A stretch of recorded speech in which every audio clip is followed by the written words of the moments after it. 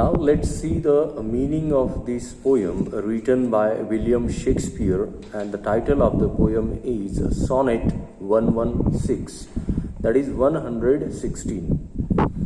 Basically this poem is a 14 lines poem which is called as a sonnet. So let's see the poem. So let me not to the marriage of true minds admit impediments. So let me not to the marriage of true minds admit impediments. Love is not love which alters when it alteration finds. So here, let me not means may I never. So may I never to the marriage of true minds admit impediments. Here, meaning of impediment is given in our textbook like this. Impediment stands for obstacles. What sort of obstacles? It is an echo from the marriage service in the Book of Common Prayer, where the priest asks the assembly whether there is any impediment, that is a previous alliance to the marriage. If there is such problem either from the side of a bridegroom or from the side of a groom, then definitely let me not. May I never to the marriage of such true minds if there is such kind of impediments. So love is not love which alters when it alteration finds. As you know that according to Shakespeare, the poet of this poem, what he has explained, he defined the concept of true love, divine love, through this line. So here, as per his views, such love is not the true love or the divine love if that love is altering when alteration finds. Alteration means changing. So here a meaning of alteration is given in our textbook like this, that refers to infidelity or to the effects of time on physical beauty. If you are loving someone, it means wholeheartedly you have accepted that person, and while loving to that person, you have not taken into account the external beauty of that person. Here, in true love, in divine love, external beauty do not make any kind of sense. So here, if you find, means the lover or beloved, if you find some sort of alteration, change in the external beauty, and if you are changing your attitude towards your lover or beloved because of that changed look, because of that alteration, then definitely your love is not the true love. Your love is not at all a divine kind of love. What exactly Shakespeare is expecting from such sort of divine love, either from the lover or from the beloved. So, love is not the love which alters when it alteration finds or bends with the remover to remove, or bends with the remover to remove. So here, remove means ends when the partner goes away. Ends when the partner goes away. One more thing, the beloved or the lover should take into account, if they are loving someone wholeheartedly, if they are in love with someone with deep heart, then even if the lover is not there, even if the beloved is not there, then it doesn't mean so that he should alter his mind, and he should alter his love for the someone to whom he is loving, just because of the age, just because of his or her absence. Oh no, it is an ever fixed mark. And what sort of love it should be? It must be just like a fixed mark. What sort of mark? That looks on tempest and is never shaken.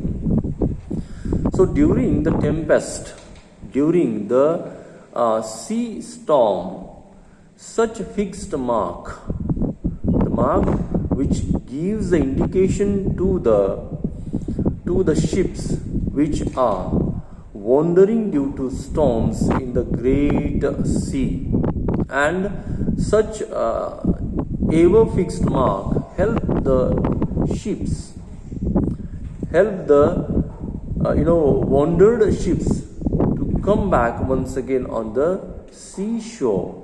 So it should be just like the ever fixed mark that looks on tempest and is never shaken. It is the star. How the love should be then? According to Shakespeare, the love should be just like the star. It is the star to every wandering bark. It should be, and it must be, helpful to those who have detracted from their main route, main voyage, and they are searching for the right place. So the divine love, true love, must be like the star, which is always there in the sky to help the such wandering ships and the detracted people to get at their proper place once again. So whose words unknown, although his height be taken. Whose words unknown, although his height be taken, love's not times full. Though rosy lips and cheeks within his bending sickles compass come. So whose words unknown? Here, words unknown be taken. These words have been explained in our textbook like this. A navigator may direct his course by its altitude, but complete knowledge of its value and potentialities is impossible. Yes, it is true. If you are on a voyage, sea voyage, definitely you could take a help of your compass box to find the direction, to find the right route to reach your expected place or the destiny in the life. But definitely the complete knowledge of its value and potentialities is impossible to find the exact things in the life. So love is also like that. A true love is also like that. A divine love is also like that. It is impossible to find the depth. It is impossible to find the concreteness of this kind of divine love or the true love. So love is not times full. Time cannot fool the love.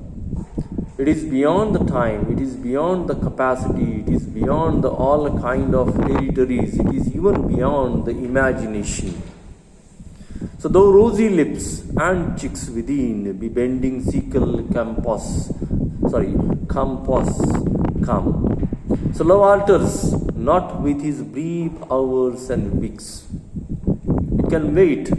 A true love can wait for ages. A true love is not surrender its trueness, genuineness, or the purity just because of the duration or just because of the some sort of the time, hours and weeks and years. It goes beyond the years. It goes beyond the time. It do not alter just because of the problems which has occurred in someone's life, in a life of a lover, in a life of a beloved. So time cannot bend, cannot create that sort of problem where the love could bend easily just because of the time and the problems which has occurred in one's life, in the life of a true lover or the divine lover. So within his bending sickle compass come, love alters not with his brief hours and weeks, but bears it out. What does it bears out? It means endures, last. It lasts forever. It endures. It goes for a longer time. So it bears it out even to the age of doom. Age of doom means up to the last end of the life. Up to the last point in the life. It goes up to that kind of, the ultimate end, ultimate point of the end in life. It can wait for that time also. If this be error and upon me proved, if suppose there is such sort of, the error which has occurred due to such things which has supposed to be occur in the one's life because of the time, because of the problems, or because of the some sort of allegations either made by this party or that party, which are been mentioned by Shakespeare in this poem with a word like impediments. If such impediments proved or error occur in one's life, then definitely I might be in a wrong box if I am allowing the marriage of such true minds at this pure pledge in the church, among the such ceremony where everyone is witnessing this grand ceremony. So if this be error and upon me proved, I never read, nor no man ever loved. It means nobody will accept the true love in a real sense then. Nobody will come ahead and understand the exact meaning of pious love, true love, or the such love which goes beyond the time and which can tackle or which can, face any kind of situation in the life just because the true lover simply believe in the divine love, the divinity, the purity of the love, not in the external look, not any kind of, the things which generally, attracts the lover or the beloved in a simple life, in a general life. So here, through this poem, William Shakespeare has tried to define the concept of divine love, the concept of true love, and the love, what exactly he was expecting, that has been, explained by the William Shakespeare through his lines. And of course, these lines are called as, there are 14 lines, and this kind of, the writing style is called as a sonnet. And specifically, this sonnet has been designed by Shakespeare, so that is why it is also called as a Shakespearean sonnet. So this is all about the poem written by William Shakespeare, Sonnet 116.